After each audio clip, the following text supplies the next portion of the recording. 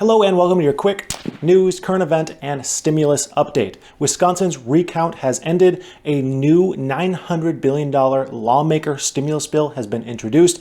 Much more on that later. Both sides are tired of no action and are taking things into their own hands.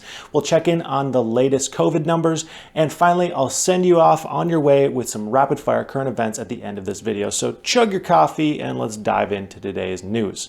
The recount in Wisconsin has come to an end and has confirmed Joe Biden as the winner in that state. The president will move forward with another recount. Trump is looking to have around 238,000 votes disqualified.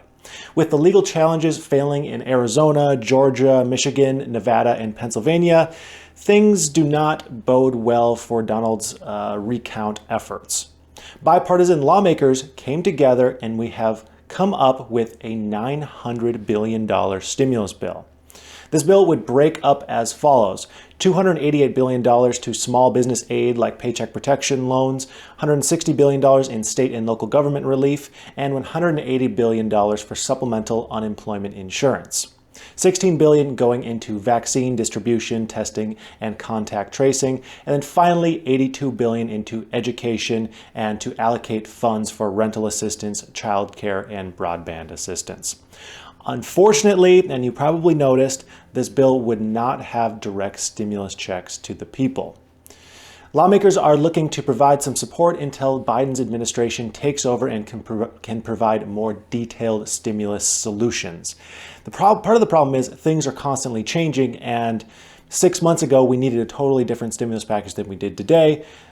So it might be good just to get something passed now and then focus on more detailed issues later. I would just like to see some action done. Although there is no assurance from Mitch McConnell or Nancy that they will put this bill up to vote, there are now at least two groups we know of that are getting together and actively working to try and get things done. During an interview with CNBC's Squawk Box, Democratic Senator Mark Warner of Virginia said, quote, "If there's one thing I'm hearing uniformly, it's Congress do not leave town for the holidays, leaving the country and the economy adrift with all these initial CARES Act programs running out."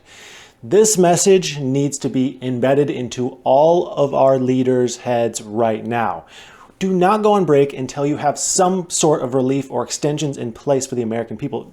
Find some solutions. If I can cover news updates while in quarantine, I think they should be able to piece together a bill. I mean, it's their job before Christmas vacation. I mean, this should have happened before the 4th of July vacation.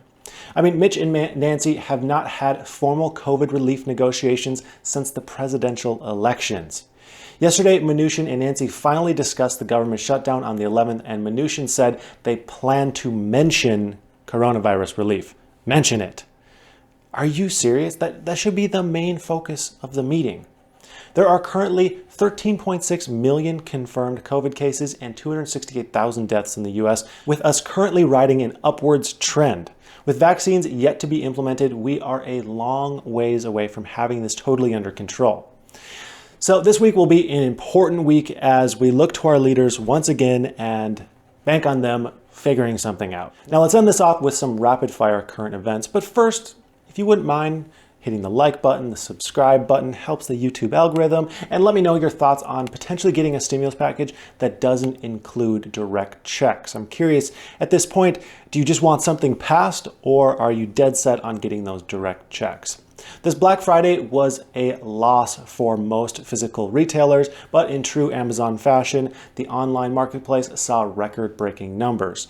A business model that was poised to take over and has really sunk its teeth during this pandemic. Moving on, last week a mysterious monolith in Spanish Valley, Utah appeared, then disappeared. This sparked many theories from movie sets to alien encounters.